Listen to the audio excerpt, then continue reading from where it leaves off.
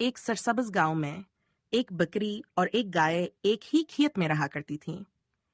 बकरी छोटी मगर चस्त थी, जबकि गाय बड़ी मगर साबिर मिजाज थी। दोनों में अच्छी दोस्ती थी और अक्सर खेत के किनारे बैठकर बातें करती थीं। एक दिन बकरी ने गाय से कहा, तुम बहुत सुस्त हो।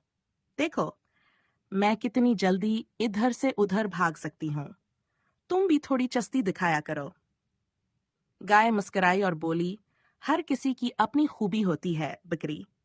मैं सब्र से काम लेती हूँ और अपनी ताकत से किसान की मदद करती हूँ। बकरी को गाय की बात कुछ खास समझ न आई और वो अपनी मस्तियों में मसरूफ हो गई। एक दिन सख्त तूफान आया। आंधी में दरख्त गिरने लगे और खेत में अफरा तफरी मच गई। बकरी परेशान होकर भागने लगी, मगर हर तरफ खतरा था। वो नहीं समझ सकी कहाँ जाए। तभी गाय ने उसे आवाज दी, मेरे करीब आ जाओ, मैं तुम्हें अपने मजबूत जिस्म से बचा सकती हूँ। बकरी फौरन गाय के करीब आ गई।